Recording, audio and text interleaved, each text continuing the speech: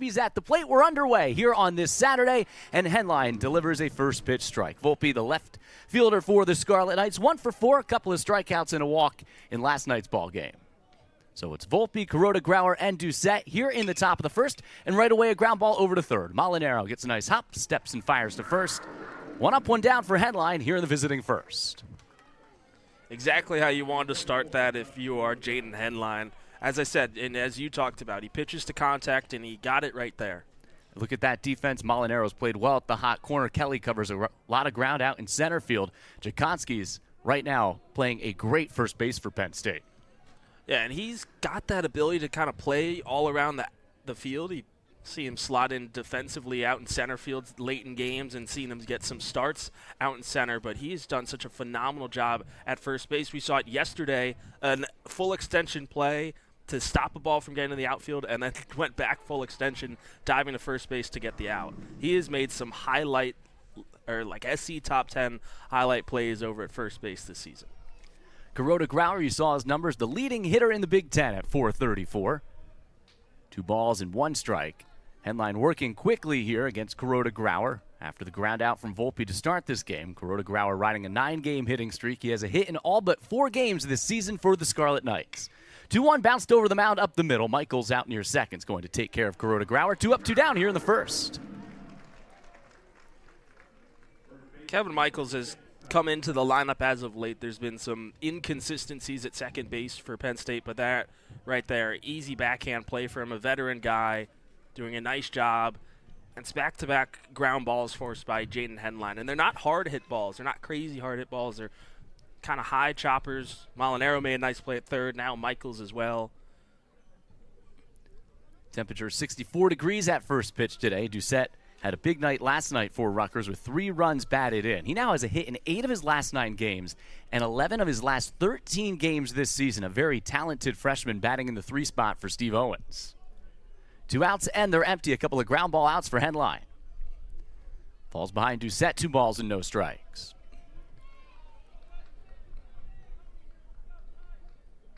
.345 average for Doucette. 47 runs batted in. Tied for the team lead with Tony Santamaria, who's on deck. Henline deals a fastball strike on the outside corner. Tell you what, I didn't think we'd see sunshine here this weekend, but it's almost turned into a sun-splashed Saturday afternoon here from Medler Field at Lebrano Park. 2-1. Fouled away. Henline comes back to even the count. I mean, you said it. I think when we left last night, it was still some light rain, consistent rain throughout last night's meeting. And there's weather concerns throughout the whole weekend. But to walk into here on a sunny Saturday afternoon, I'll take it. The weather is completely different. There's wind today. It was dead last night. Just a complete 180 from last night in terms of weather. And you can see the conditions. The mound dry today. Pitchers last night were battling mud being caked on their cleats all night long. Payoff pitch to Doucette, and Henline gets him on strikes. It's a 1-2-3 first. Terrific start for the senior Jaden Henline. A 1-2-3 first, and Doucette unable to hold up on the high fastball. We head to the bottom of the first, scoreless here on Big Ten Plus.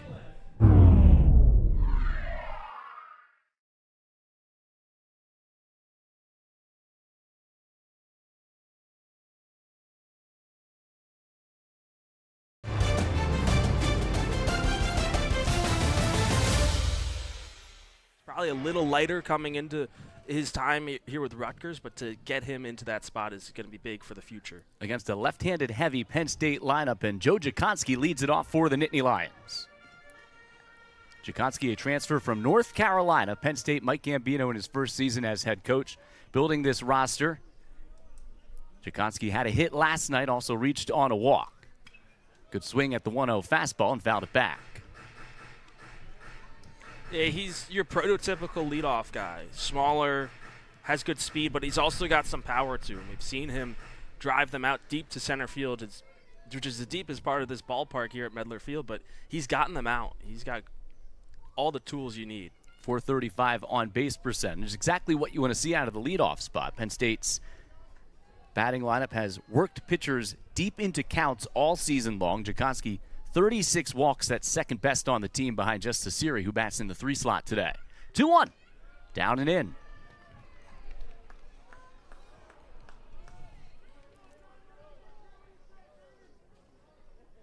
JT Marr on deck, the second leading hitter in the Big Ten.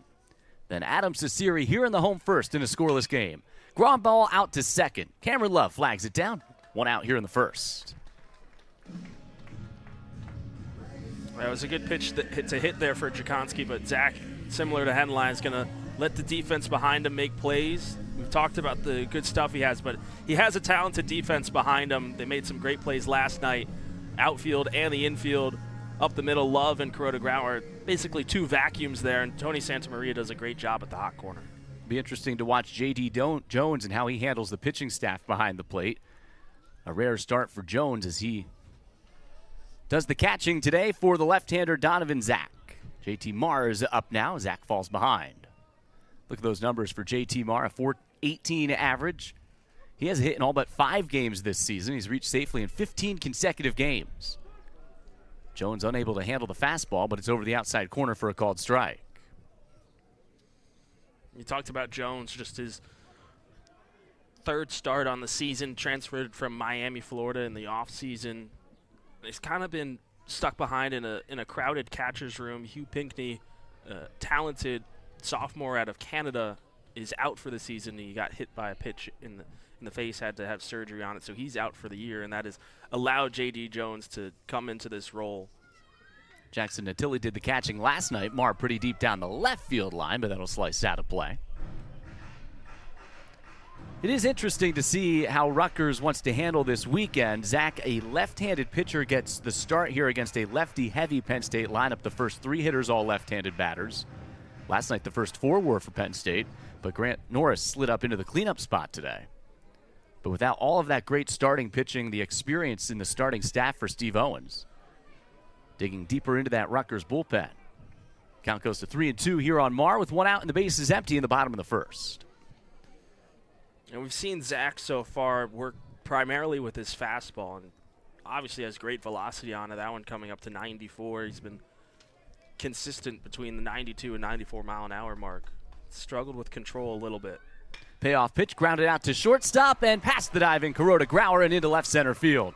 Wide turn at first for Marr. He's going to slam on the brakes. Volpe recovers quickly in left, and it's a 1-out single for one of the leading hitters in the Big Ten. Marr now 11 for his last 21 over the last 5 games. Here's another look at this hit from Marr. Again, another fastball from Zach. He just takes it the other way, and it was a tough play for Kuroda Grauer. Had to dive, and it just squeaks under his glove. But JT Marr's done a great job at getting on base, especially early in innings, especially in the first inning. Can be big for a Penn State team whose bats got hot late last night, trying to springboard it into this Saturday afternoon. 15 hits a night ago for Penn State. Last night's game, too, wrapped up around 10:30, so a quick turnaround for both of these teams coming back on this Saturday. What's interesting about Marr, and I know we talked about it during last night's broadcast, even with 2 strikes, he really shortens up his approach. He's got a simple approach at the plate. He's going to put the ball in play and make something happen. Yeah, he does a great job with that. And you talked about shortening his approach. He's got a short approach throughout in any count. He's choked up on the bat at all times, about an inch or so above the bottom of the barrel, and maybe a little bit more on 2 strikes. But he's so quick to the plate. That's what makes him so dangerous as a hitter. But he's also got great power to him, even with that shortened swing. Sasiri, a big power threat for Penn State, fouls the one pitch back. It's 1-2. Sasiri tied for 4th in the Big Ten with 13 home runs. Numbers still really good for the graduate student transferred in from Wake Forest after 4 terrific seasons. .320 average, 42 runs scored, 13 home runs, and 41 RBIs. 1-2's on the way. Fouled it away. I think that said, and even though the production right now is still there from Sasiri, this is a guy who is waiting to break out and come up with some big hits for Penn State. He was hitless in last night's game. Yeah, he's got great patience. We've talked about his walks. He's worked 5 walks in a game earlier this year against Pitt. But it's felt like in the past few weeks he's just been trying to find that big swing and the big moment for Penn State. 1-2 grounded sharply to first, and it gets through to set out into shallow right. Marr going first to third on the play. We talked about that strong Rutgers defense. Doucette unable to knock that down at first base. An error late last night ignited a Penn State rally, and now an error keeps this first inning alive. Yeah, you saw just a sizzler right along the ground, and it was tough play for Doucette to make that one, but had his body in front of it, and that's something he's going to want to have back. And we talked about Adam Cecere looking for that big hit. Well, it's not exactly the glamorous long ball that he is synonymous with this season, but putting runners on the corners in the bottom of the first, trying to strike early against a young pitcher in a game where you want to get ahead early and you want to keep your offensive momentum going in a series, you really need to take 2 out of 3 or even sweep to solidify yourself deep in that conversation. Slow roller, and Kuroda Grauer's only going to have one play. That'll bring home a run, and Grant Norris drives home Marr from third. Grant Norris just doing his job like he did last night with the walk-off. Continues it here, and Penn State strikes first. Mike Amino's going to be happy with the simplicity of that in the bottom of the first. Pitch in on the hands, and obviously no chance for Kuroda Grauer to turn 2. No, it was going to be a tough play. It was a slow roller. Kind of got hung up on the infield grass a little bit. There was only one place he could go. Well, you look back at that play Doucette had at first base, maybe trying to come up quickly because the potential of a double play to end the inning there, but even if he gets one, that ground ball ends the inning for Zach, and he escapes unharmed. Now, Bobby Marsh tried to check his swing. They appeal to third base umpire Michael Schultz as he offered on the pitch. Robert Lothian, the home plate umpire, has the balls and strikes. Robert Wrights and Mike Martin also on the bases today.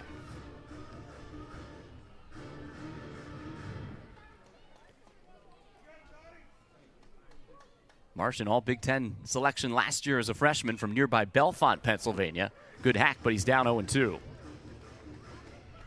Penn State last night, one of the areas of concern last night, just 4 for 17 with runners in scoring position. Yeah, there were plenty of opportunities for both teams, especially in the middle innings. When the game was 4-3, both teams had multiple chances to break it open or solidify themselves in front. Both pitching staffs did a great job, but batters struggled. Drive out to left. Volpe has a beat on it, chasing it down into the corner, and that will end the inning. Penn State, though, capitalizes on the miscue at first base, and the Nittany Lions with a 1-0 lead through 1. Penn State will play with the lead here today. J.T. Marr scores on the RBI ground out from Grant Norris, and Penn State in front through 1 on a sunny Saturday at the ballpark.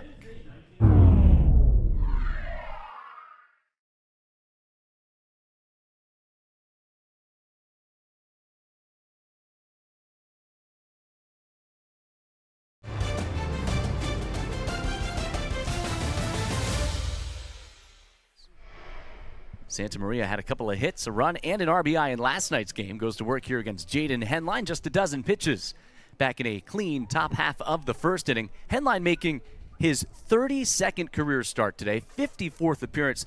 This is a right-hander who really knows how to pitch. He's a great college pitcher, even though his numbers this year a bit elevated compared to past seasons. And another ground ball induced by Henline. Grant Norris takes care of it at shortstop for one quick out here in the second. Yeah, like you said, he's a veteran guy. He knows his stuff. He knows how it's going to play in the college game. And he's just been inducing ground balls here against a Rutgers team that likes to swing, makes good contact, not a lot of power throughout this order. Let his defense make plays behind him. That's what happened. 3 ground outs along with a strikeout so far. Now Scotty Young, the DH. Young had 1 hit last night, fouls the first pitch away. Young, a junior, 6'6", 220 pounds. Limited action this season, but batting at .417. You mentioned that, Henline. What is it about his stuff that allows him to induce so many ground balls, and when he's at his best, he's comfortable pitching to contact? Yeah, his fastball, it's almost like a natural sinker. It'll naturally drop off in terms of how he throws. He kind of has, I don't know exactly how to describe it, but there's a slight pause in his motion on the mound. You'll see it right here, just a slight little pause. Ground ball to the right side. Jakonski, another fine play at first. Henline dives. They got it!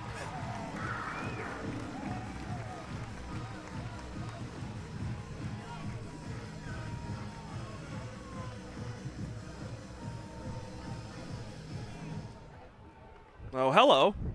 Nice play in the top of the second. I mean, we talked about in the first, Jakonski and his ability to go full extension. He did it there, and then Henline said, okay, I'll do the same here. It's going to be a close play, a little bit of a low throw, but great athleticism off the mound. And now DeRocher at the plate, and Henline misses outside. It's a spectacular diving play, not only by Jakonski, the throw off target, and Henline, like a wide receiver on a route going down to catch a football, extends right into first base for the tag out at first for out number 2. Exceptional play, and you can see the athleticism from Henline. If he's going to get that pitch all day long on that outside third, he's going to have a good afternoon. Yeah, he's going to like that with his off-speed pitch, working away from the righty and in against the lefty. Right on cue again, continuing to get that outside corner from home plate umpire Robert Lothian. And there was a great example of tunneling with that pitch. He used the off-speed and then ramps it back up with the fastball in the exact same spot. Catches a lot of the plate here, and DeRocher grounds it down the third base line. Rutgers with its first base runner. Wide turn at first. It's a 2-out single for DeRocher. His 4th hit already here this weekend. And DeRocher was big in that 9th inning. Here's another look at this hit. As you said, that off-speed just caught a lot of the plate, not the exact location that Henline would have liked. And DeRocher made him pay, pulling that right down the line, and Molinaro playing a bit more off the line than normal. Now Trevor Cohen, there's room on that right side with the first baseman Jakonski holding DeRocher. Cohen 6 for his last 18 at the plate, was 1 for 3 in last night's ball game. Henline throwing strikes though here early on this Saturday. Penn State a 1-0 lead, 2 outs and a man on first in the top of the second.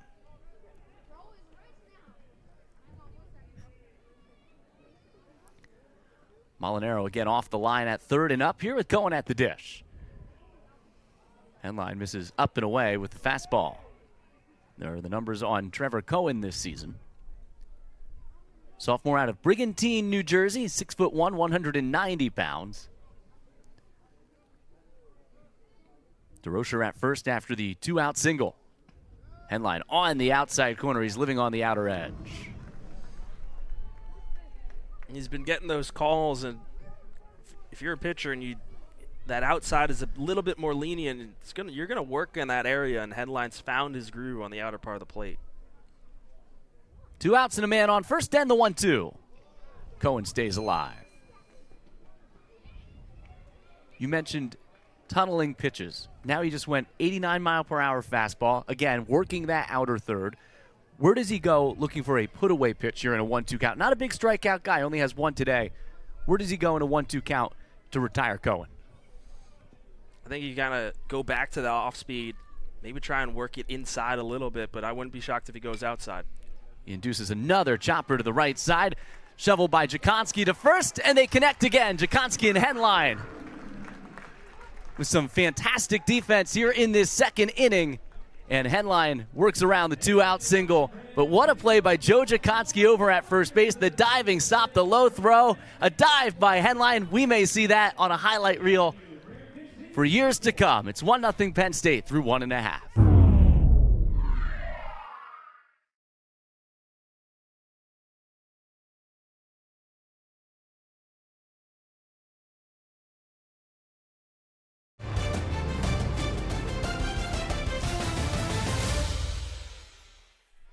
To Molinaro here is up and away. What's made Bryce Molinaro one of the hotter hitters in the Big Ten here over the last couple of weeks? He's 15 for his last 33 during an 8-game hitting streak.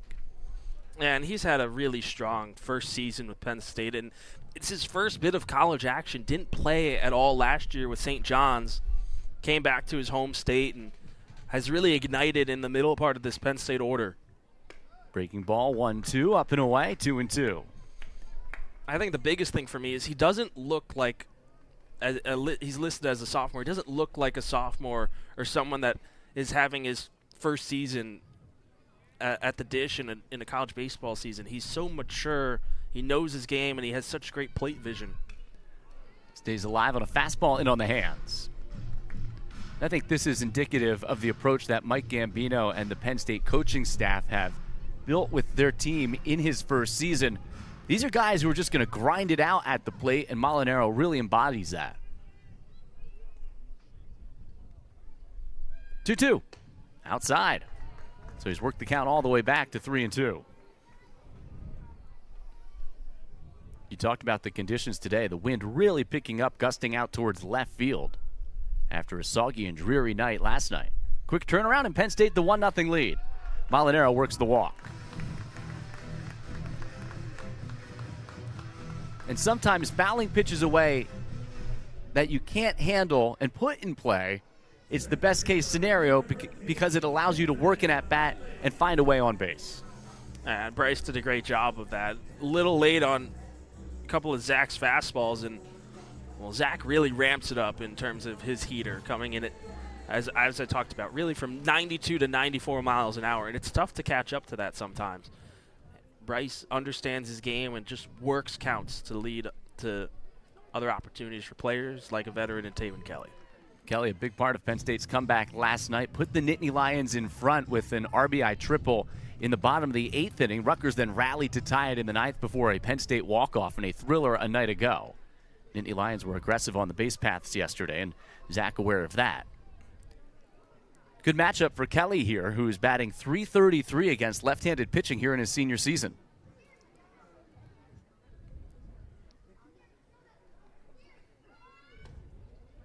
This time Zach does not get the outside corner from Lothian.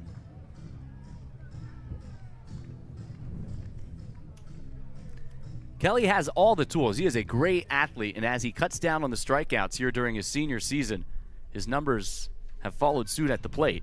This time he lines it right at Doucette. It's an easy double play.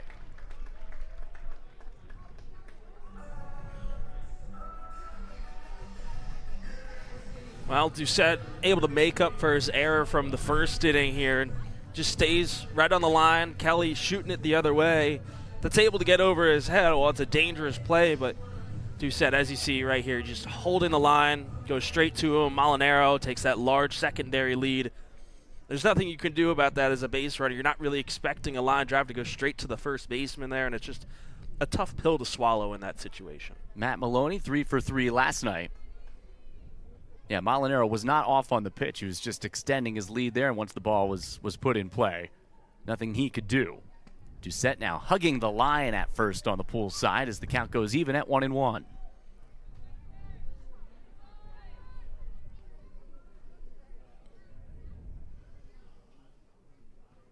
The 1-1. Skied. Left side of the infield. Kuroda Grauer, the shortstop, shooing everyone away. And Kuroda Grauer will put it away.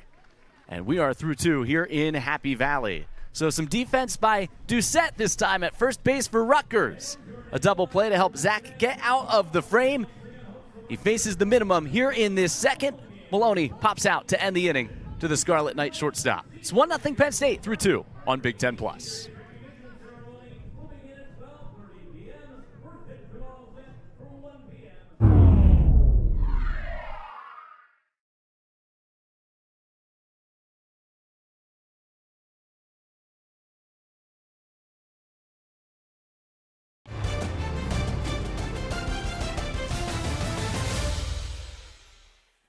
Maryland, the Big Ten team that is off this week, taking on Boston College, Mike Gambino's former stomping ground, with there being an odd number of Big Ten teams with baseball. Wisconsin, the lone Big Ten team that doesn't have a baseball team. But you look around at the top, we're talking about the bottom part in that 8th spot with Penn State, but you look at the top, there's three teams, separated by just 1 game. Nebraska just 2 games back of Illinois, who is currently the top team in the Big Ten, and what a season it's been for the Illini. But you got Purdue and Indiana just a game back.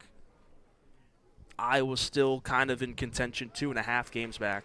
Henline a strikeout of Jones on 3 pitches here to start this third. Henline's scattered just 1 hit here through 2 1/3 innings pitched.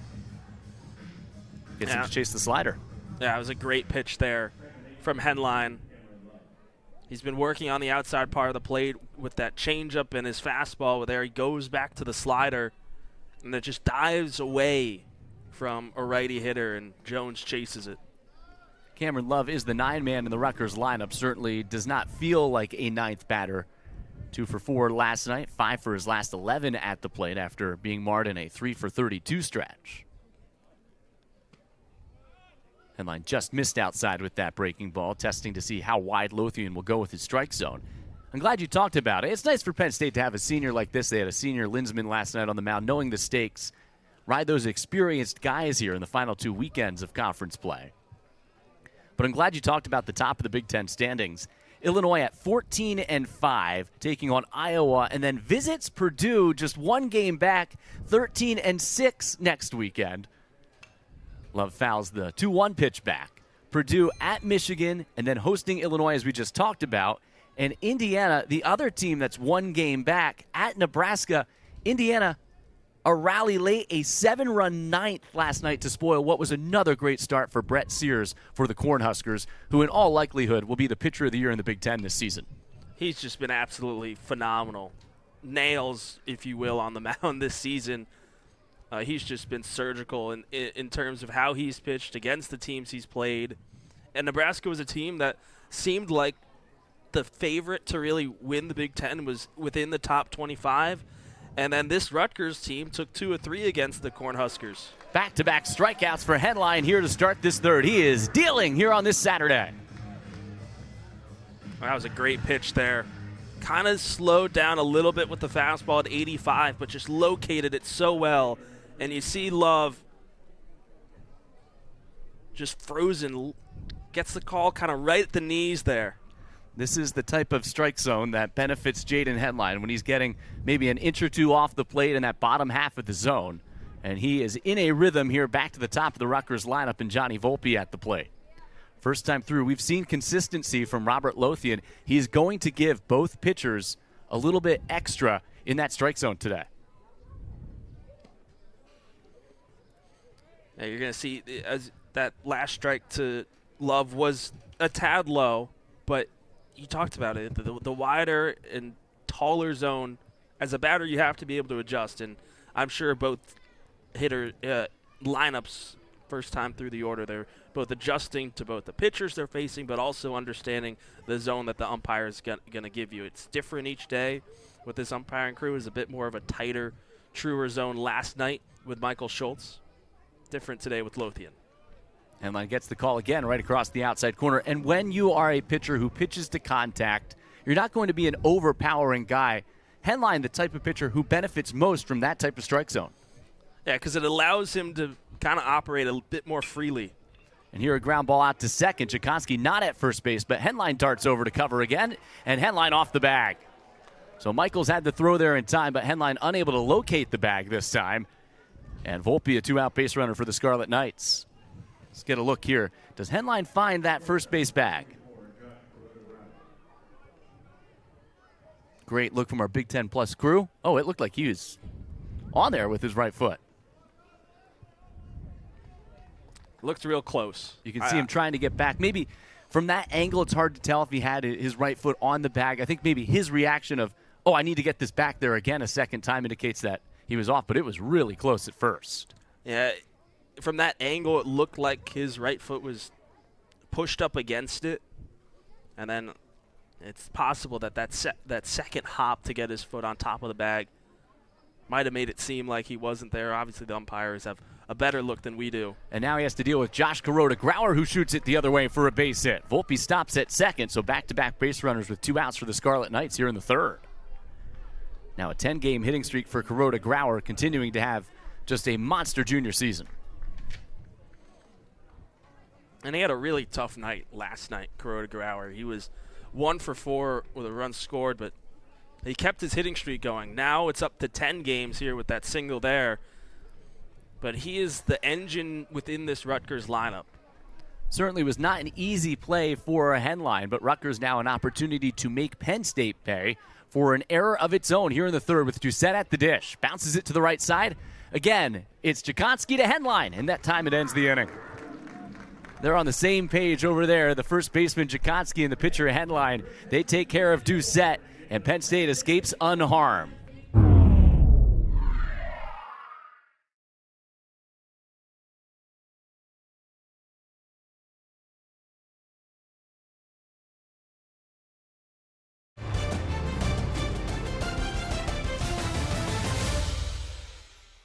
Zach is trusting his defense behind him, similar to what Henline is doing for Penn State.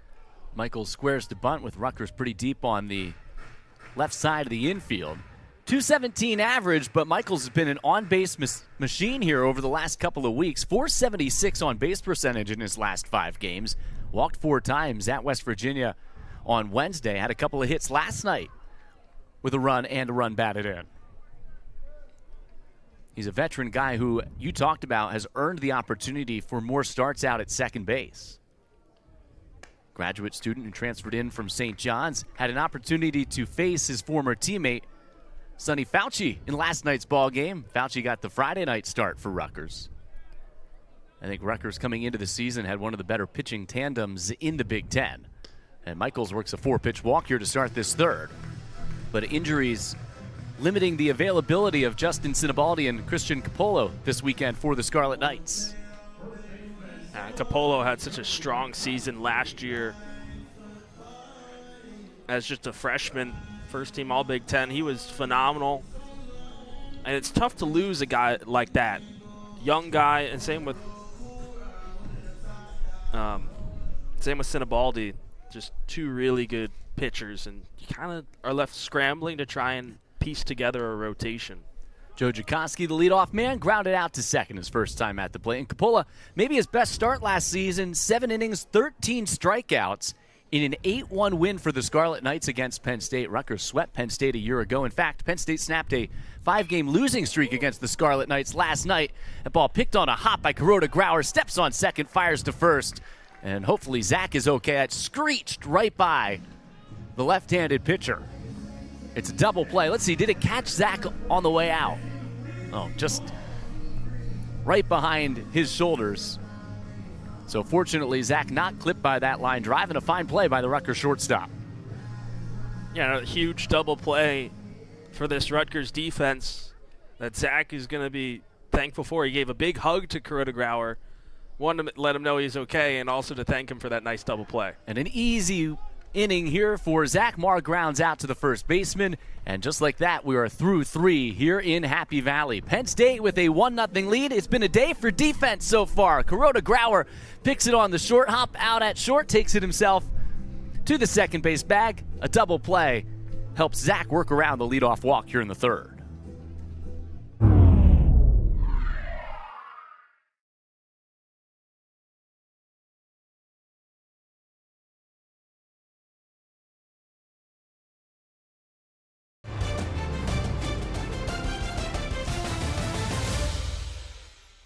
You would not know how much rain fell here in Happy Valley over the last 36 hours. Yeah, it just looks like you placed a perfectly brand new diamond right on this playing surface, and you can't even tell how much water, as you said, has been absorbed into this field over the last 36 hours. There's a strike to Santa Maria.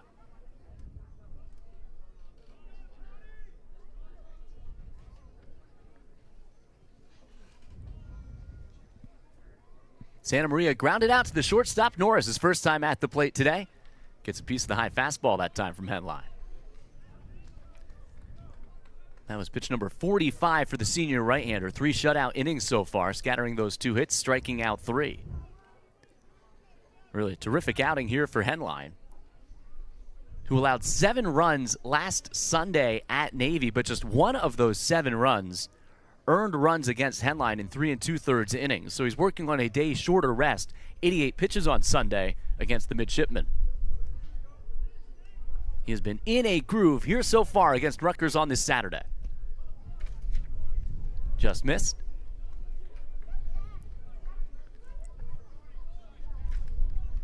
One of the first deep counts of this game here against Henline. 3-2 to Santa Maria. Lifted down the right field line. Long run for Cesiri. Into the corner. May have a play. And unable to make a spectacular catch over near the Penn State bullpen. Yeah, that was going to be a tough play. And you saw him as he was getting towards that corner. Just kind of look down and then pop back up. Got to be cognizant of where that wall is. Nice padding to make it easier for him. And kind of slowed down to avoid contact into the corner. Santa Maria, the leadoff man at the plate for Rutgers here in the 4th. Grounds it to the right side. Jakonski again. A terrific pick on the backhand, and once again connects with Henline. What a tandem they have been today defensively for Penn State. Another look at it here. Jakonski's playing the shift to Santa Maria. He's off the line at first. Henline knows that. He knows he has to be the primary cover guy. And that is the fourth time that we have seen Jakonski go to Henline for a put out today. Normally you see it a couple of times, but 4 times through 4 innings. Here now Young, who did bounce, well, he had that ball robbed by Jakonski his first time up, who then threw to the diving Henline at first. Jakonski and Henline, they have the chemistry of Mahomes and Kelsey out there on the field. Here we go again. This time Jakonski to Henline. They've got it. Well, here's the question now. Which one is Mahomes and which one is Kelsey? Because normally you'd say the pitcher is the quarterback, but he's been on the receiving end for now 5 times. That one a little bit easier for the first baseman Jakonski and the senior Henline. Montana and Rice. Aikman and Irvin. And I guess the modern day Mahomes and Kelsey. They are on the same page, and Henline once again retires the first 2 here in this 4th. Comes back over the outer third with the fastball strike to DeRocher. Henline has not allowed a base runner in this game until there have been at least 2 outs in the inning. Rutgers, and it was DeRocher back in the second with a 2-out single to left. Then a pair of runners reached in the third thanks to an error and a base hit.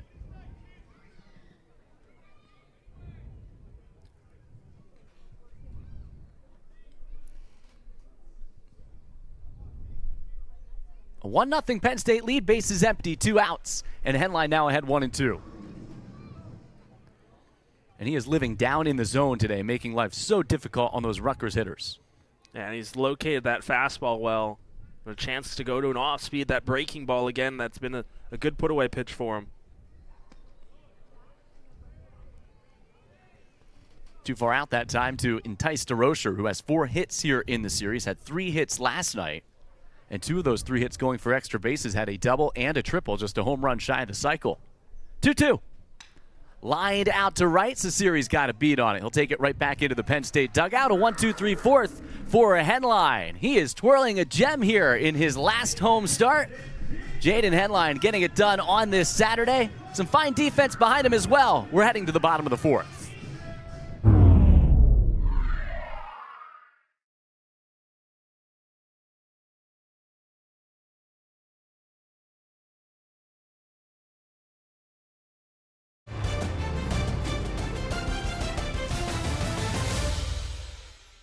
The impetus behind the ALS Ice Bucket Challenge, so many millions raised through the years, and obviously a connection to new Penn State head coach Mike Gambino, who comes to Happy Valley after 13 seasons at Boston College. Nancy, it's great to have you with us here on our broadcast today, and I know the connection with Coach Gambino really special for you and your family as the series hit by the pitch here to start this 4th.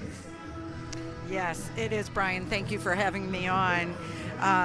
First, I have to say to the PSU alums and baseball fans, you're very lucky. You have an amazing new coach. Mike represents everything that you want in a college coach, and I know that from experience because my son not only, played under Mike when Mike was one of the coaches at BC, but after Pete was diagnosed with ALS, he had always been with the program and went back and talked to Mike after he got diagnosed, and Mike brought him right in when Pete couldn't no longer stay in his professional job. And Pete traveled with the team for a couple of years as the disease progressed, and the life lessons that were given to those boys during those times and continue on through the legacy of my son and through Coach Gambino. Yeah, your son's legacy continues today. I know Mike was interviewed multiple times about Pete, and he said, Pete's a man who's going to change the world, and Pete definitely did that. Sasiri picked off at first base here. Kuroda Grauer makes the tag at second. Hard collision. Hopefully he's okay, but that's the first out of the inning. And that is what your son was able to do, and his legacy continues to do that today, changing the world with the money raised to fight what is just a horrible disease. Yeah, it's he said that the night he was diagnosed, and I know Mike had a lot more conversations with him, but he knew that he was chosen for some reason to do something, and told all of us, as Mike has also stated, he was going to change the trajectory of the disease, because prior to 2012, it was an unheard of and underfunded disease, and he wanted to change that. Didn't really know how he was going to do it, but said that he set the vision, and we worked hard. And the internet was a funny place back in 2014. I'm not sure we use the word funny now, but back in 2014, video wasn't what it is today, and so it was novel. And when he saw it come across his screen, he just said, "This is what we're going to do, and this is it." And the rest is history, as they say. But the work continues. Well, I know at that time, obviously, with your son, you knew he was going to make a difference. Did you ever expect it to grow into what the Ice Bucket Challenge did? I don't think anybody did. I just knew my son, and I knew what he had accomplished in his, short 29 years at that point, and the lives that he had affected. And for 2.5 years prior to that, Pete was diagnosed in 2012. We worked really hard. We were on the road. Like, he got us on the road within a week of him being diagnosed, making sure that we shouted from, the top of a mountain, "This is what I have. I'm a Division I baseball player. I'm in probably the peak athletic or physical condition I can possibly be in. And look at what's going to happen to me." And to journal it on video was, very profound for people to see. Ground ball over to third base here. Grant Norris taken care of. 2 up, 2 down here in the bottom of the 4th inning. And he knew that, people have got to see what's going to happen here and see the reality of this disease, because God loved Lou Gehrig, who put a name to this disease, especially in the world of baseball. But, Lou Gehrig, people remember him talking, walking, holding up a frame. You never saw Lou Gehrig in the throes of what the reality of the disease is, and Pete said, "I'm going to change that, and I'm going to do that." And, today there are many iconic ALS former athletes that are out there now showing their journey. And Marsha, deep drive foul down the left field line. Trying to get the whole awareness campaign that was, first, started and galvanized in 2014, and keep it going, because we need an effective treatment, and we need a cure for this disease. It shows not only the power of the baseball community, and you mentioned the connection with Lou Gehrig, a long time in the baseball community, but I think in that time in 2014 really shows the power and the positive power of what social media could do. It is amazing when you think of it. I mean, I can go on and tell you many stories and conversations I've had with the people at Facebook. One of the ones is that we almost broke the platform August 17th and 18th of 2014. They never thought that would, ever happen, and they said they were up 24 hours a day making sure it was still working. But a part of Pete's legacy is a meeting I was out at Palo Alto in 2019, because we were told in 2015, when we went in after the Ice Bucket Challenge, that, you people raised an awful lot of money, and did you ever think that if there was a button that people could just press and the money they could donate direct, what that impact would have? Marsh grounds out to second here. It's another inning in which Zach faces the minimum. See this ground ball here to the second baseman, Cameron Love. Nancy, we want to let you continue there. Yeah, it's kind of an interesting story, because they said we've got our engineers now writing algorithms to try to come up with a way to do that, and then 6 months later, lo and behold, they have what's now commonplace. They have the donate button.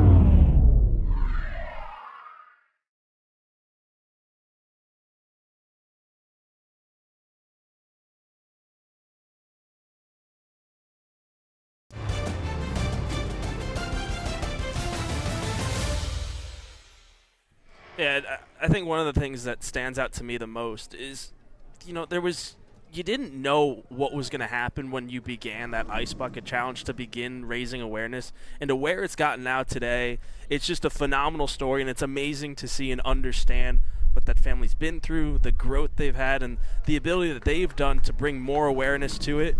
When it started as a simple little thing and it has grown and ballooned into this enormous movement that is just so awesome to see.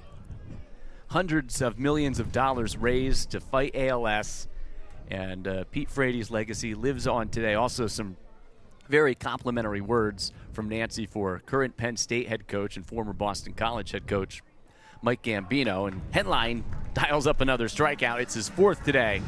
And Jaden Henline pitching a gem. He has just been dealing on the mound right now, and this is exactly what you want to see. As a player, you understand when your time is coming to an end, and knowing that this was his last start in Medler Field at Lebrano Park, he wanted to end this on a high note. But he gives up a 2-out single to center here for Cameron Love. Love with his third hit of the weekend. Rutgers, Love's just the fourth base runner today. All four have come with 2 outs in an inning. And in that scenario, it's not going to shake Henline too much. That one just left right over the heart of the zone. Love, quick to it, drives it up the middle. He's had a strong weekend, and you had talked about it, had been really going through a long, long slump, and has had a nice bounce-back weekend for him. Back to the top of the order, Johnny Volpe reached on an error his last time at the plate. Grounded the ball to first base, and Henline trying to cover first base.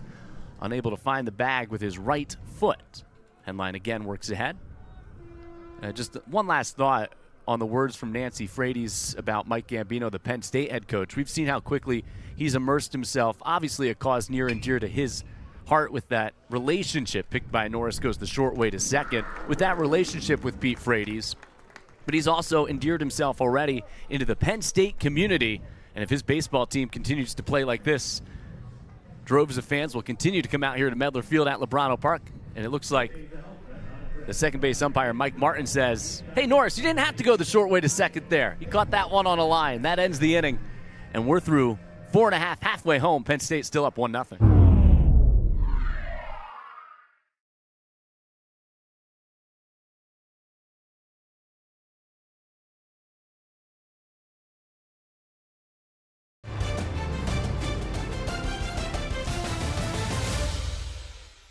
He's just settled in as this has gone on.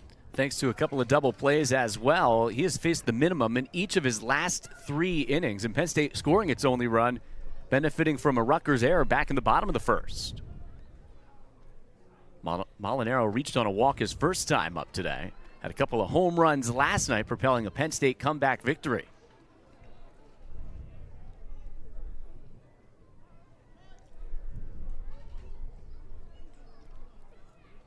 Lefty delivers the 1-1. Slow roller foul up the third baseline.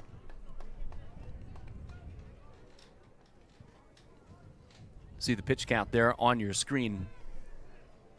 Unofficially 54 pitches for Zach according to our stats today. 30 strikes, 24 balls.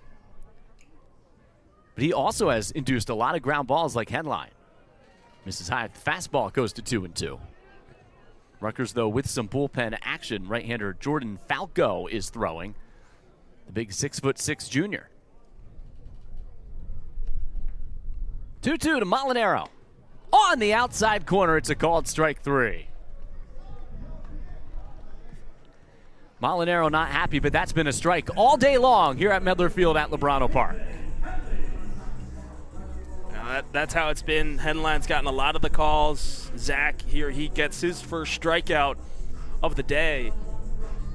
And he's worked into some long, long counts, some deep counts against these Penn State hitters, but he hasn't wavered, hasn't really shaken about when it comes to that. He stands tall and he works it to his style. Kelly, a high fly deep left center, and DeRocha runs it down. 2 up, 2 down again here in this 5th. That time he got in on the hands of Penn State's senior center fielder. As you said, just right on the hands, gets underneath it. Easy play out in center. Matt Maloney now, who popped out to the shortstop, Kuroda Grauer, his first time up. 8th man in the Penn State lineup. Penn Penn State's only hit a one-out single from J.T. Marr back in the first, the second batter today to face Zach. Ever since a couple reaching on a pair of walks, there was a batter hit, and a man reached on an error. That has been it for a potent Penn State offense. And a ground ball to third. It's going to be another 1-2-3 inning. Santa Maria to first, and that ends the frame. Donovan Zach shutting down Penn State's offense through 5. Another look at that play. Santa Maria just stands right in front of it, takes it into his stomach. Nice, strong throw across.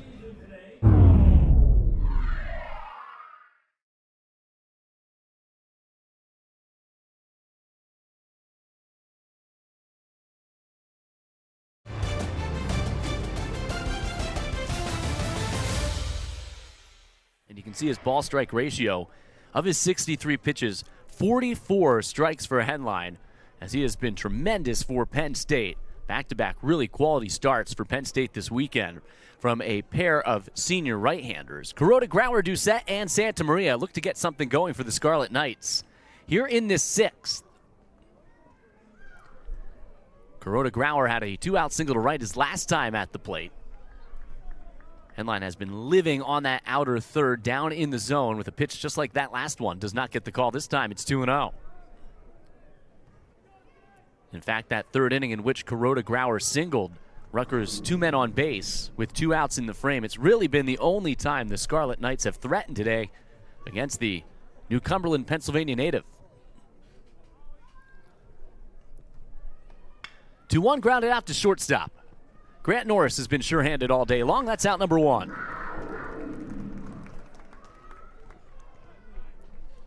See it again here. Kuroda Grauer getting on top of that baseball.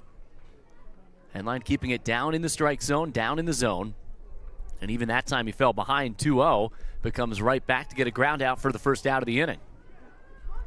Ty Doucette now at the plate for the Scarlet Knights here in the top of the 6th.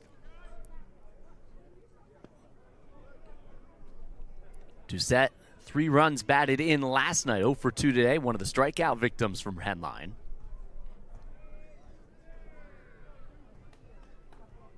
Real steady rhythm. Pitch number 69 bounced over the mound. Norris to his left this time, scoots behind it, fires low to first, but grabbed by Jakonski. 2 quick outs here in the 6th for the Penn State right-hander. Penn State defense has been really clean behind Jakonski all day long. Testing that Penn State infield, a Penn State team that came in fielding at just .966, but Norris, great range, had a long way to go for that baseball, taking it to the right of the second base bag. And his throw on the move on target. Norris has made the last 3 plays defensively for Penn State, and now it's Santa Maria. This is a big inning here for Henline. It's the 3rd time he goes through this Rutgers lineup, and he's doing it against the heart of the Scarlet Knight lineup rather easily. 2nd time, though, in the frame that he's fallen behind 2 balls and no strikes.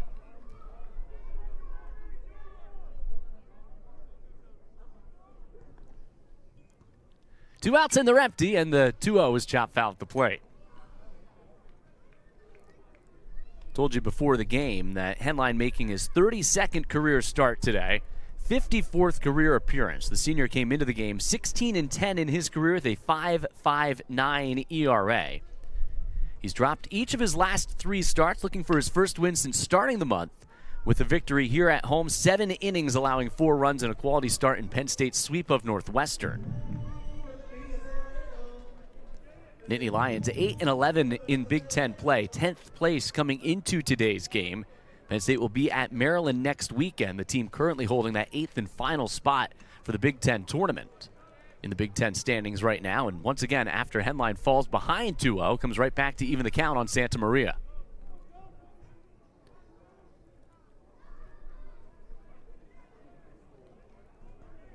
An efficient, economical start for Henline. 1 pitch away from a 1-2-3 frame. And the count goes full.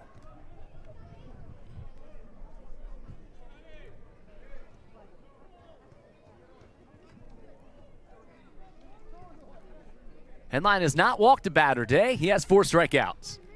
Santa Maria stays alive, goes upstairs and gets a piece of it.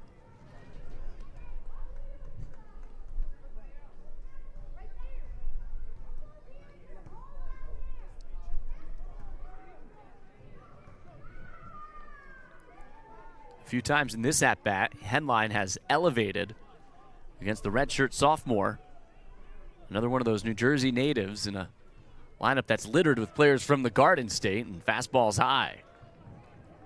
Really one of the first few times that we've seen Henline miss high today. In fact, he did it a couple of times in that at-bat. Santa Maria helped him out a little bit. And once again, he works a 2-out walk. So Rutgers with just its 5th base runner today, and all 5 have come with 2 outs in an inning. Now it's Scotty Young, who's 0 for 2. He was robbed by Jakonski, the first baseman, his first time up. Grounded out to Jakonski at first. Back in the 4th as well.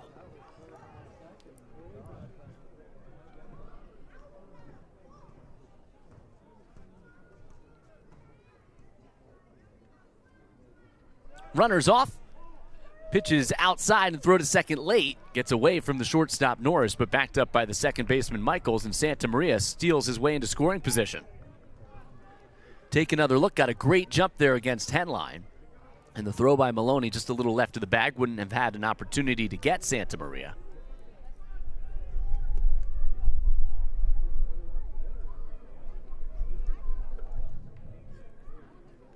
So now Scotty Young, just like that, an opportunity to tie the game here with 2 outs in the frame. And in a 2-0 count, so a good hitter's count. With first base open, let's see how Henline approaches it here. Does not have to give in to Young and falls behind 3 balls and no strikes. So Rutgers with a man on second in scoring position for just the 2nd time here today.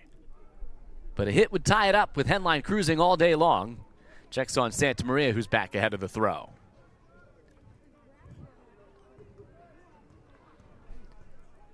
Five and 2/3 for the senior right-hander. 3 hits, 1 walk, and 4 strikeouts. A couple of ground outs to shortstop to start this frame. Then Santa Maria reaching on the 2-out walk, steals his way into scoring position. 3-0 on Young. Outside, missed with the fastball, does not give in the 3-0 count. Back-to-back walks from Henline. His first 2 free passes come with 2 outs here in the 6th. Then Rutgers with 2 on, threatening again for really just the 2nd time here today. 5 and 2/3 of shutout baseball, but DeRocher had a single his first time up and lined out to deep right his last time at the plate. 2 on with 2 outs. And he lines it to deep right center field. Sasiri had him played perfectly, though. That'll end the inning, and Henline again escapes unharmed here in this 6th. It's a 1-0 Penn State lead through 5.5. Look at that defensive positioning. The scouting report perfect there for Sasiri and right. He didn't even have to move an inch. Take a couple of steps back, watch near your glove. Doesn't get much easier than that. We're flying along here in a pitcher's duel.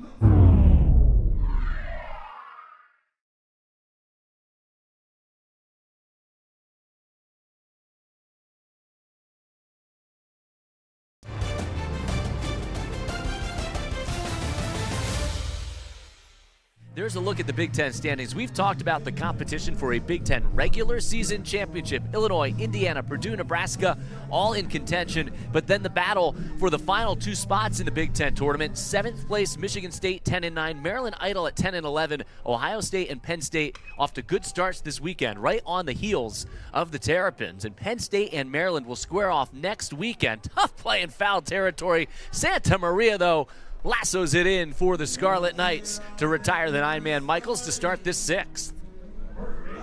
You get another look at it here, and similar in the style of what it was for Adam Sasiri. He couldn't make the play in right field when it happened, but similar sense for Santa Maria, but he never took his eye off the ball. He had his hand out waiting to see if he came close to the wall. He wasn't, and that ball was so high up in the air. That's a major league pop-up. You just got to stay patient and make any last-minute adjustments, and that's what Santa Maria did to perfection. Pitch number 61 for Zach. 5 1/3. The only run he allowed, an unearned run. Back in the bottom of the 1st inning. In fact, back in that 1st inning, JT Marr has the only hit today against Zach. And it is Marr on deck as Zach works ahead of Jakonski, 0-2. This is what Steve Owens saw in this young, tall, redshirt freshman. Didn't pitch last year, but on the inside corner for a called strike 3. and a very highly touted prospect. He was ranked the 173rd best prospect in all of the country by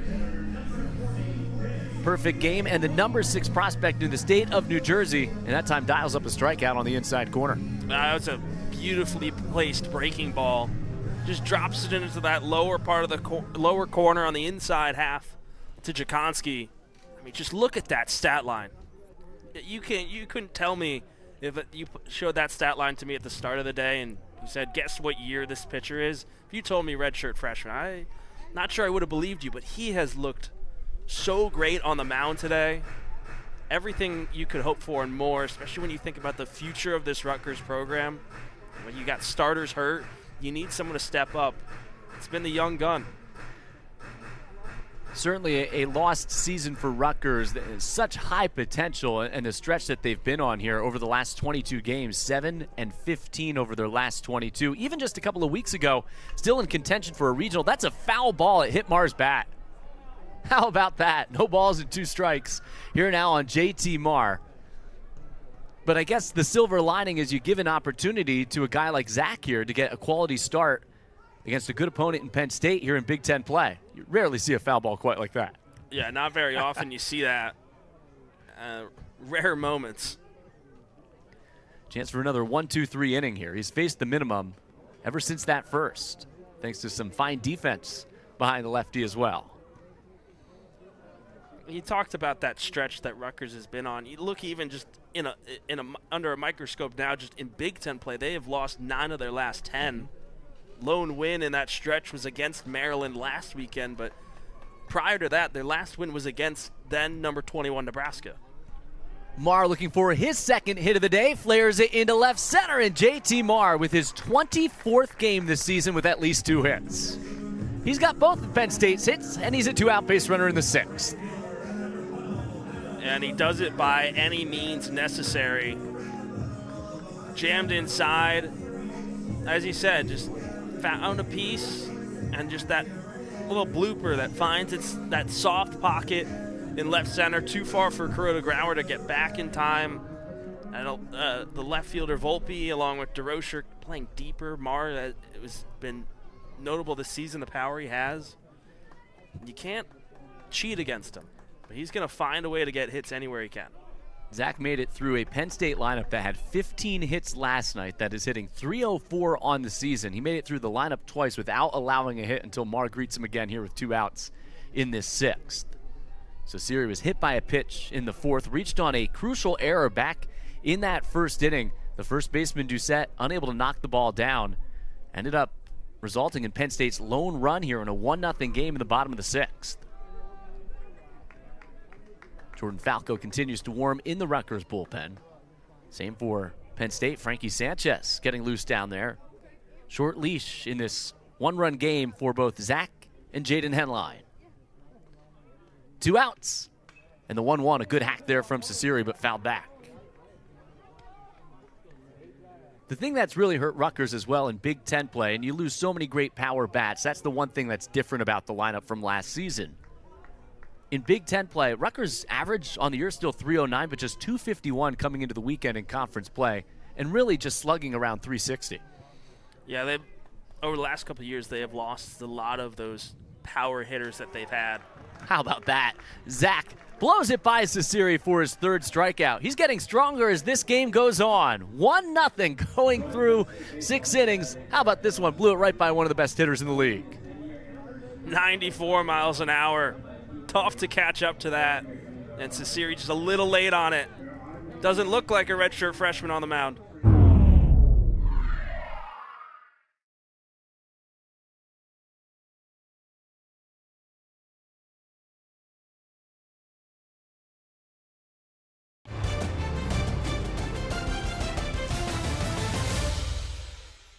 Rallied from behind. They've basically gone wire to wire here today. 1 unearned run in the bottom of the 1st. All that Jaden Henline has needed in a pitcher's duel with Donovan Zach, who goes 6 terrific innings for Rutgers, allows just that 1 unearned run, striking out 3 and walking 2. JT Marr has both of Penn State's hits, just 2 hits for this potent Penn State offense here. And now Grant Norris looks to get things going here in the 7th.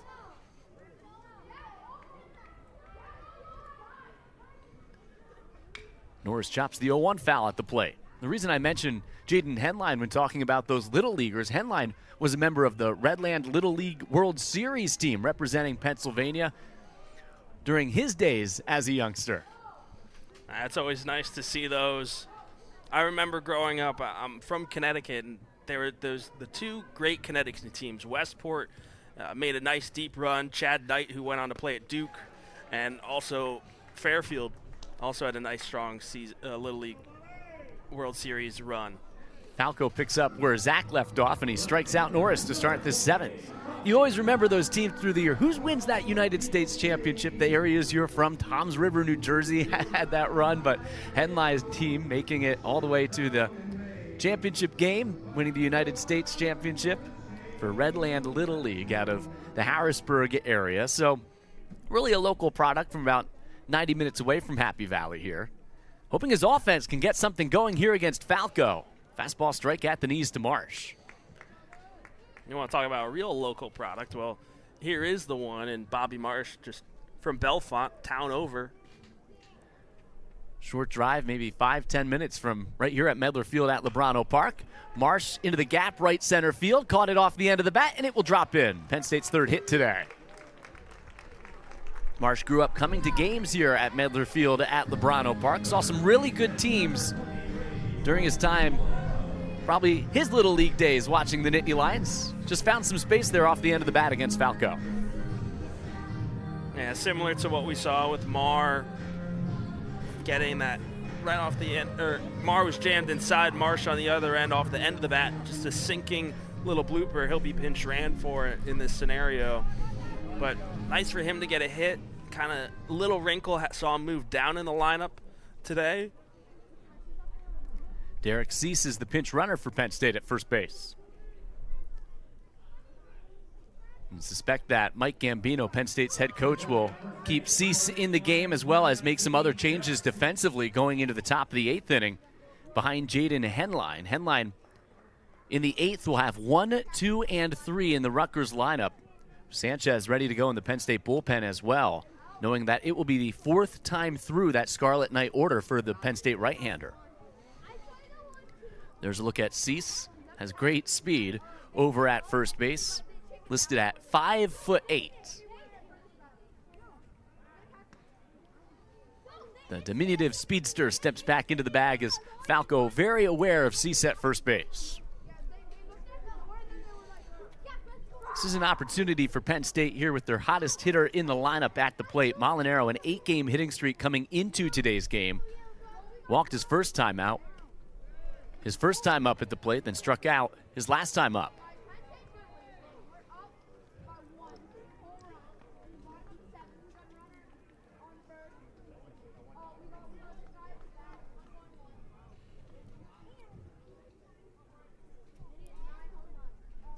So he's dancing off the bag, but it's back in ahead of the throw. You have the 6'6" right-hander, quite the view there on the mound. The 6'6" right-hander on top of the bump.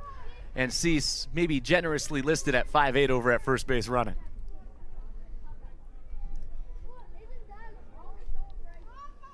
So what's great about this sport, all shapes and sizes can succeed.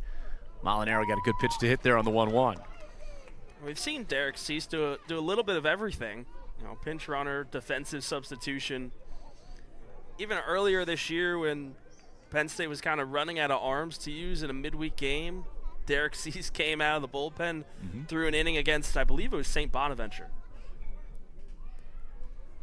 A lot of great athletes for Mike Gambino at his disposal for Penn State. 1-2 lined up the middle, and Molinaro's hitting streak at 9 games.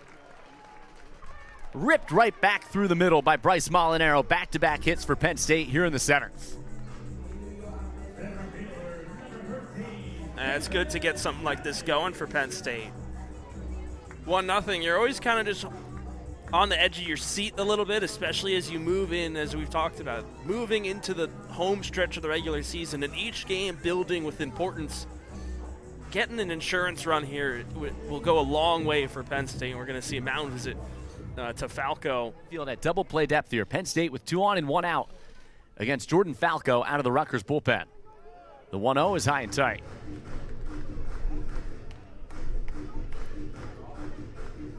Kelly with 19 runs batted in this season. Batting at .238 for the Nittany Lions. Senior looking for another one of those special moments here in his final home weekend of action.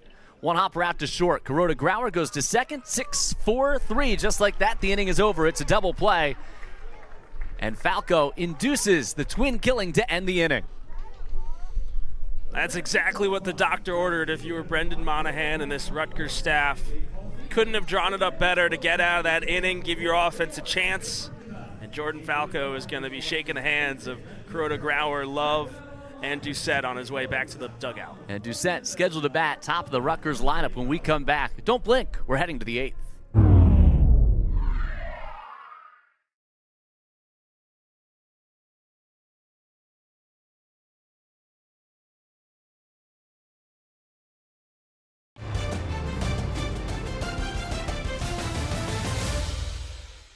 Due to time constraints, we now move ahead in the action.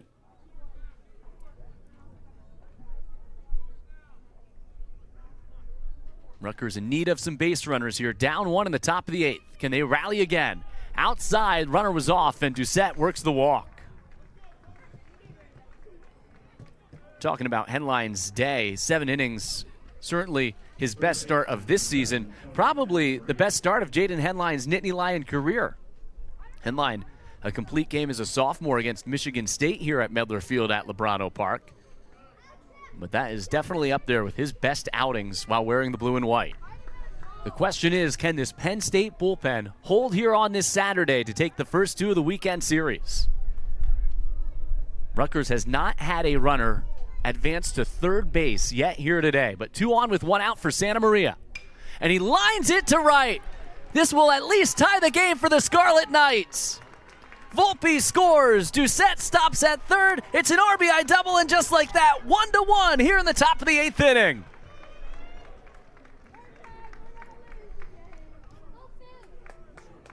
Hey, you talked about it. The Penn State bullpen has been the concern. And now you start to wonder, maybe you should have rolled Henline out for this 8th. Probably could have. Just a perfectly placed line drive into the right field corner. That's going to score the second run from second easily, and it's going to give that extra boost for Doucette to now be the go-ahead run 90 feet away, and Santa Maria is able to chug into second easily. Steve Owens, who coaches third base for Rutgers, the head coach. An offensive conference here with Scotty Young, first base open, just 1 out in the inning. DeRocher, who swung a hot bat this weekend, on deck. If you're Penn State, do you consider walking Young here to load the bases and put a force on at every base and home plate? First things first. Young back to the plate. 3 of the first 4 reaching here in the 8th against Sanchez. After Henline did not allow a runner to reach third base in the ball game and failed. Rutgers failed to even get a base runner against Henline until there were 2 outs in the frame. And the Scarlet Knights rally to tie it here in the 8th. It's a 1-1 game with 2 in scoring position. Sanchez misses outside.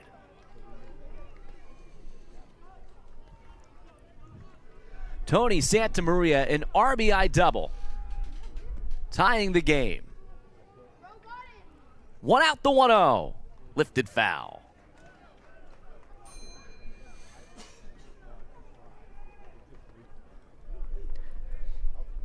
And Young in this at bat, he's choked up on the bat a little bit more than normally in this game, and he understands the situation. You know, there's 1 out, no force out. Just get the ball in play and give a chance for Doucette to come home. Corner infielders are up for Penn State as the pitch is outside, and Sanchez not doing himself any favors here. Fell behind Volpe, fell behind Doucette. Santa Maria doubled on the first pitch and now falls behind Young. Doucette, the runner at third, represents the go-ahead run for the Scarlet Knights. Santa Maria already tying the game here in the inning. He's out at second, and Penn State's infield now comes in a 2-1 count. And Sanchez missed low. Good stop by Maloney, the catcher behind the plate. Sanchez laboring here in this 8th. Right now, it's just a right-hander up and throwing in the Penn State bullpen, Will Perkowski.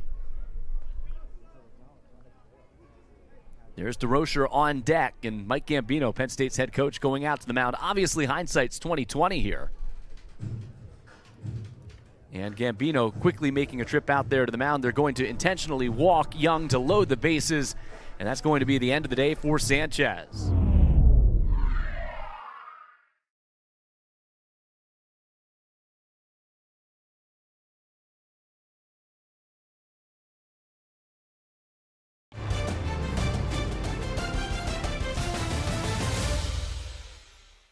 Bases loaded for Rutgers, looking for their first lead today.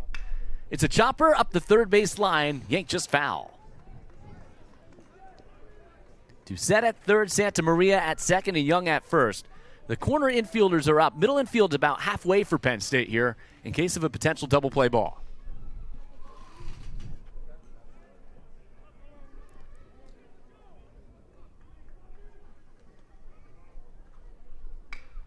Again, a ground ball foul up the third base side.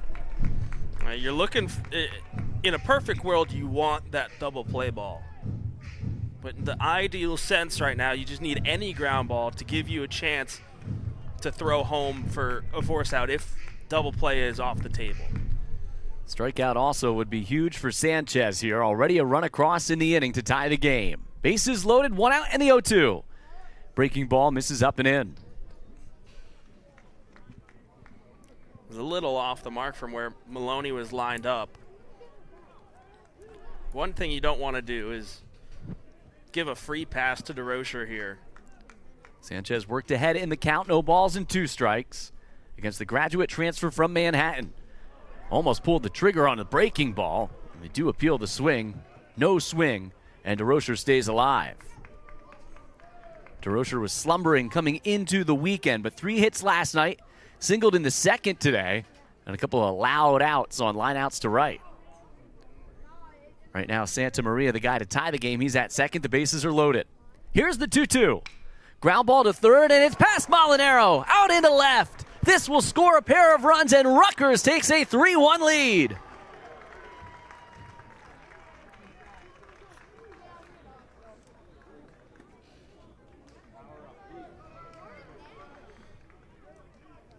DeRocher's done it all series long. He's come up in that big spot, and there, you got the ground ball you wanted. The in-between for Molinaro had to slide to the backhand to try and make that play, and it just gets over him. A 2-run single for DeRocher. It was a tough play for Molinaro. If he picks it, he's potentially having an opportunity to turn 2 there by stepping on third and going back to first. Penn State, some terrific defense early in this game. It was an incredibly difficult play. And DeRocher comes through 3 across here in the 8th for Rutgers as Penn State made the decision to go to the bullpen and bring on Frankie Sanchez after 7 shutout innings from Jaden Henline. Now he's just trying to minimize the damage and give his offense an opportunity to battle back as they did last night. Counts even at 1-1 here on Trevor Cohen, the 7th man in the lineup and the 7th man to bat here in this 8th. Penn State will have Maloney, Hannon, and Jakonski, the scheduled batters, in the bottom of the 8th inning. The question is, how big will that deficit be for the Nittany Lions? In a game they need. Drilled into the gap, deep left center field. This should clear the bases. Trevor Cohen on his way to third. And Cohen is there with a 2-run triple. 5-1 Scarlet Knights.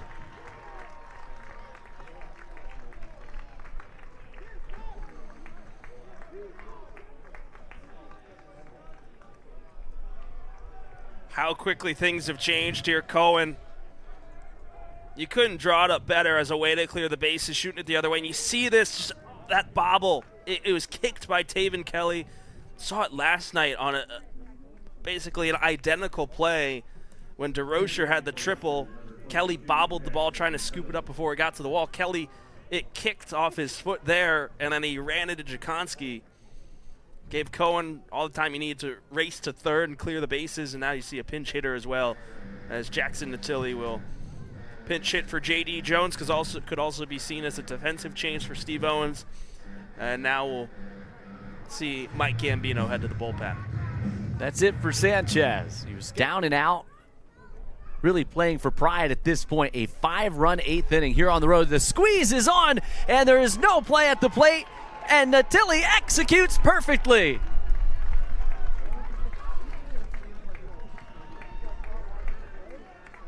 Absolute perfection with the squeeze for Rutgers.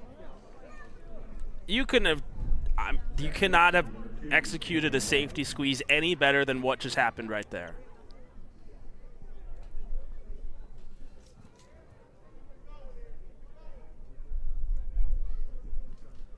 Or excuse me, suicide squeeze, my bad. A little miscommunication on the one there. But you couldn't have executed any better than you did right there. That ball just pops a couple of feet off of home plate. Maloney has to be the one to make that play. And with the runner coming home from third, there's nothing Maloney could do in that scenario. No one's covering first either. Yeah, this game is completely flipped here in this 8th in the blink of an eye. Prokowski had no balls and 2 strikes. Great job by Tilly, too, to go up and get that baseball. Obviously, with the suicide squeeze on, the runner's coming home, so you have to put that ball, at least put that ball in play somewhere. 0-2. Poked on the ground, through the vacant right side. It's a base hit for Cameron Love. Everything going the way of the Scarlet Knights here as they bat around in this 8th. What an 8th inning for Rutgers. New pitchers for Penn State, and Rutgers taking advantage of the Nittany Lion bullpen. Another one of those games for Penn State where you're kind of left thinking what could have been. Strong start, have the lead. Bullpen comes in. And it's just that inconsistency that has plagued them throughout the year. And right now, everything going the way of the Scarlet Knights. A beautifully executed suicide squeeze. No one covering first base, so you don't even get an out of the play. And right there, Love, his second hit today, just a seeing eye single to right. Volpe's the guy who got it all started. And even that first hit here of the frame, a chopper over the head of Molinaro. Fortunate that Molinaro was pulled up and just was able to bound it over the head of the third baseman. That's how the inning all started here back in the top of the 8th. Yeah, credit to Rutgers. Sometimes you just need a bounce to go your way, and it's happened for Rutgers here in the top of the 8th. And you felt it last night that they had opportunities to break through and extend their lead, but they didn't find a way to do it. And now today they were knocking at the door at some points against Henline, but at most points they were kept at bay. He leaves the game, they get their opportunity, and Volpe, you just need that one little hop. And it just kick-started this whole entire offense. Hannon ranges back in field. Fly rule in effect. He puts it away. And finally out number 2. 7 straight reached for the Scarlet Knights without an out recorded after Kuroda Grauer flat out to right as the second batter of the inning. There's Hannon, who took over at first base, a defensive replacement who scored the game-winning run. Penn State rallied last night to win it 7-6, down 6-1 here. Thanks to a 6-run top of the 8th for the Scarlet Knights. Hannon will bat second in the bottom of the 8th inning. Josh Kuroda Grauer is at the plate. 1 for 4 again today. So just 2 for 8 here in the weekend series. Leading hitter in the Big Ten coming into action today. JT Marr with a couple of hits, hoping to climb back into the race for the overall batting average crown. Big Ten batting champ goes to who has the best batting average in conference-only action. Some light throwing there behind Prokowski in the Penn State bullpen.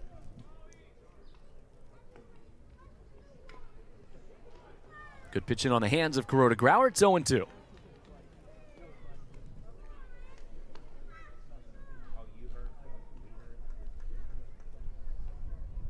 There's some action for Rutgers in its bullpen as well. See if it's Jordan Falco going back out there to pitch the 8th. He is now in line for the victory for the Scarlet Knights.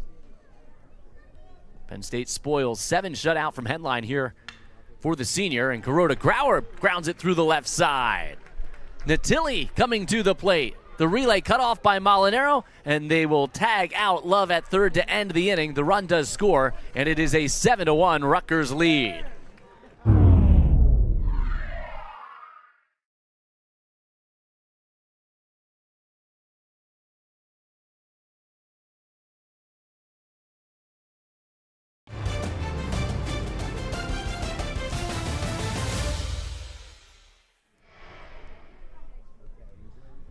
So 8-9-1 for the Nittany Lions against Falco.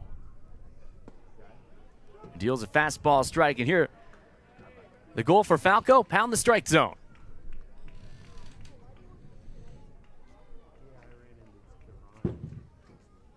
That's what you got to do here is you got to find the zone, similar success to what Zach did, and let your defense make plays behind you. They did a great job despite the first inning error and the unearned run. Maloney a drive deep center field. DeRocher going back. DeRocher is going to have room. He'll make the catch for out number 1. Maloney 0 for 3. Base runners. Nittany Lions in need of those here in this 8th. Mike Gambino did try to rally the troops in the dugout between half innings. Pretty good ride there for Maloney. Yeah, made solid contact, but deepest part of the ballpark. Here now, Kyle Hannon.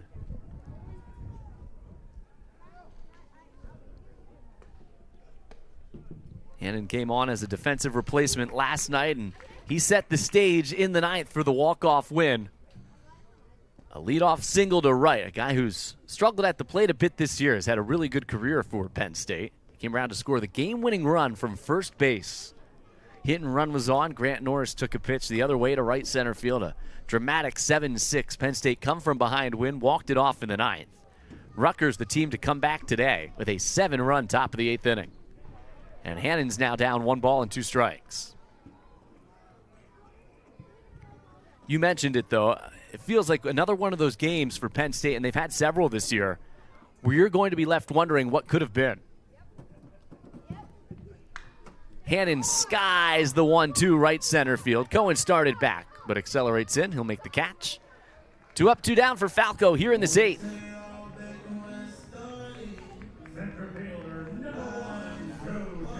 Yeah, just gets underneath it here with Hannon. He's got that natural uppercut swing.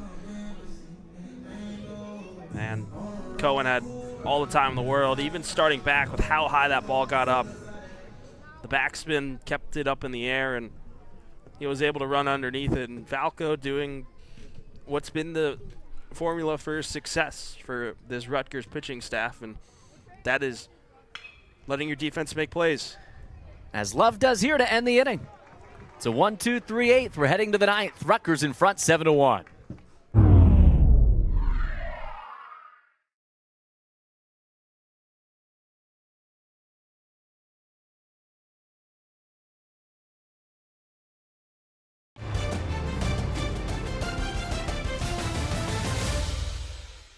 Due to time constraints, we now move ahead in the action. He had the big knock his last time up with the RBI double that tied the ball game.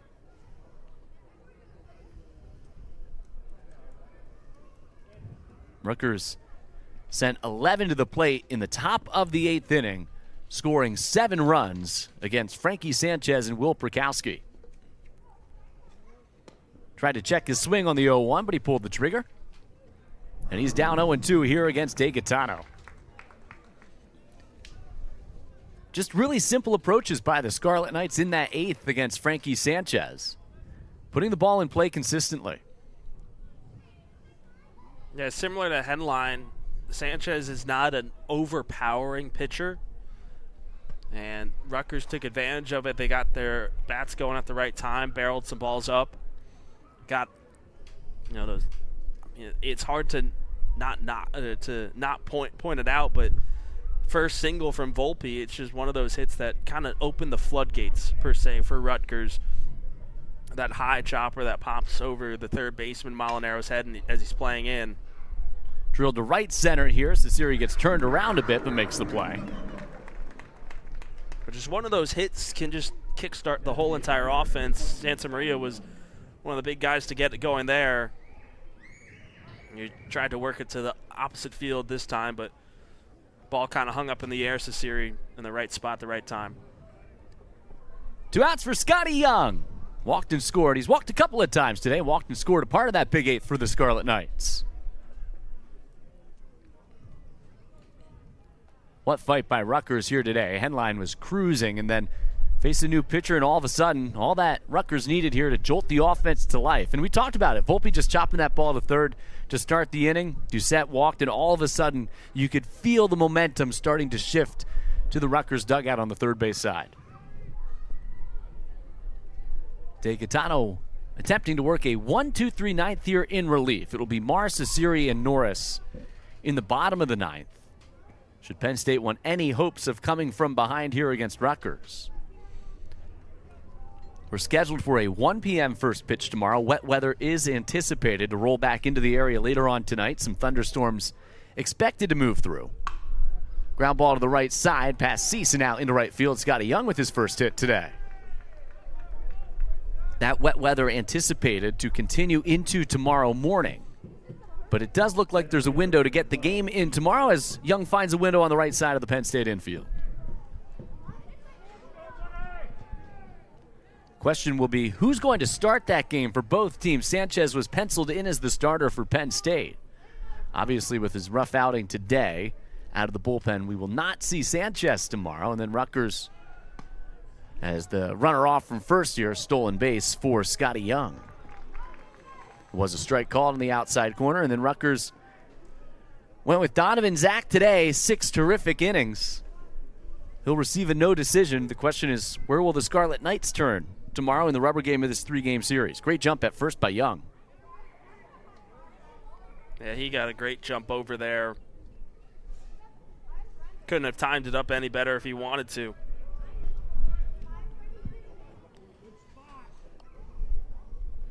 Pretty good spot for De Gaetano. Did not get the call. Count goes to a ball and a strike.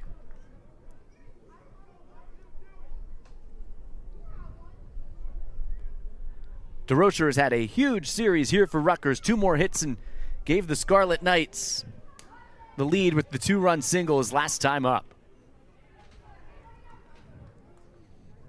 He's just had a phenomenal series so far. That's been the case for the entire bottom half of the Rutgers lineup. Yeah, you look at Cameron Love, another multi-hit game today. Jackson Natili, the suicide squeeze, that was picture perfect. Trevor Cohen had the 2-run triple his last time at the plate, too. He's the man on deck for Rutgers here. It's come at different moments for this bottom part of the order, but they've culminated together to balance out this Rutgers order. Especially when you look at, who really sets the table for this Rutgers lineup. It's Josh Kuroda-Grauer, and he hasn't had a great weekend. It was not great last night, 1 for 4.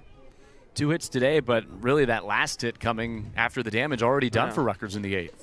Yeah, he got the RBI on it, but it's strange to look at it and see that your top hitter has not been your top producer. And De Gaetano works a scoreless 9th, striking out DeRocher to end the inning and strand Young in scoring position.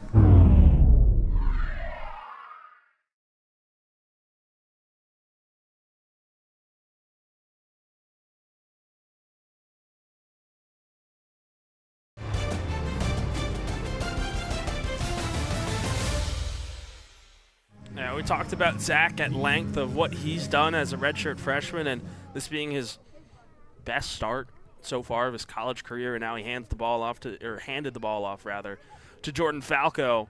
He's looking to just shut the door here against Penn State. JT Mara deep drive into left center field, and it is down off the base of the fence. Mara with his 3rd hit today, his first for extra bases, a stand-up double to lead off here in the 9th.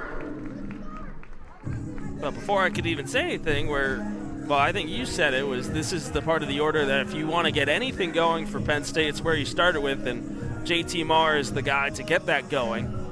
But now you just got to keep the train moving. You got to continue to string together base runners, hits, whatever it can be. There's no possible way you can get all 6 runs back at once, but it's going to have to come in this inning. Penn State has lifted a couple of its better bats from the game. Bobby Marsh was taken out earlier for Derek Cease as a pinch runner, and Cease remaining in the game as a defensive replacement. Sasiri down the left field line. Volpe will run out of room. It's out of play.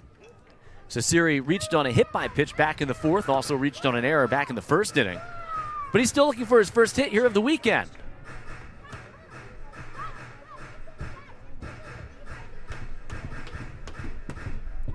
Many of these Penn State players, including Ciceri, their college careers on the line here over the next few days. In contention for that final spot in the Big Ten tournament field. Yanks it foul, it's 0-2. Gotta imagine that in this 9th inning, you're gonna see some pinch hitters. Michael DiMartini might be one of those in place of Derek Cease when you're looking at people to come in. CJ Pitaro is standing near the steps of the Penn State dugout as well, maybe asking for an opportunity from his head coach, Mike Gambino. First things first, Penn State just needs some base runners here to threaten at all in this bottom of the 9th inning. Rutgers exploding for a 7-run top half of the 8th, sending 11 to the plate. Ciceri takes a 1-2 pitch, and it hit his bat. It's a foul ball into the mitt of Natili for a strike 3. Just an uncomfortable day continuing here for Adam Ciceri. Now look real closely at this. Yeah, just caught maybe a little bit of that bat.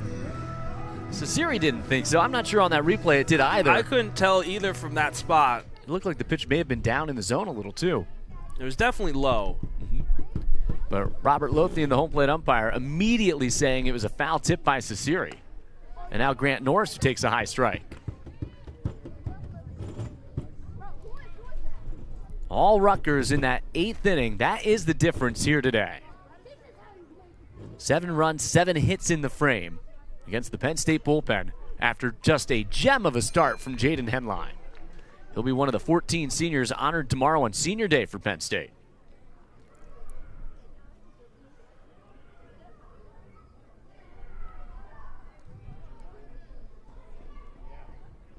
Falco looking to finish this off, now in line for the victory.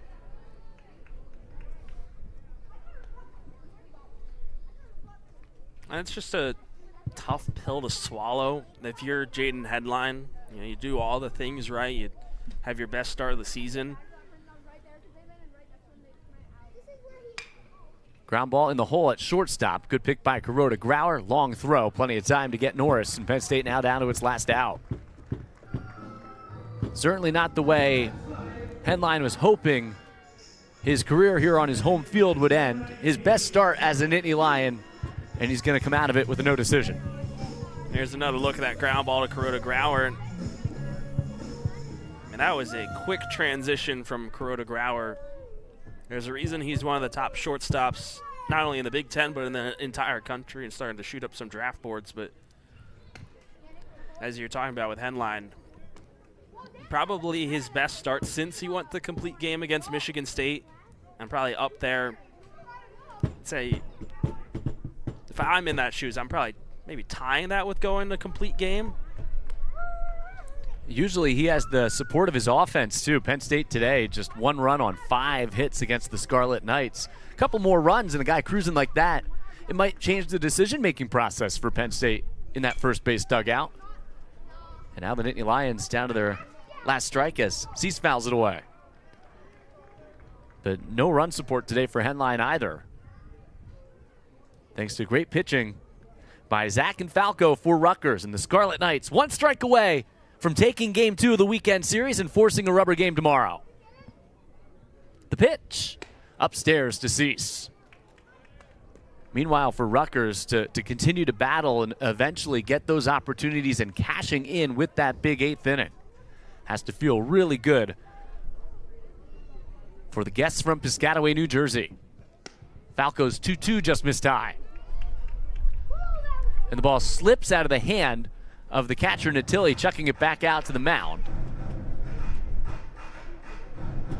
Natili, little chuckle there.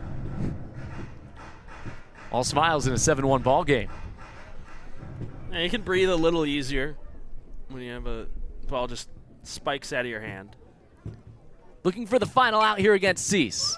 Fly ball out to right. Trevor Cohen's going to put it away, and Rutgers today rallies for a 7-1 victory with a big 8th inning and spoils a great start from Henline here on his senior weekend in Happy Valley.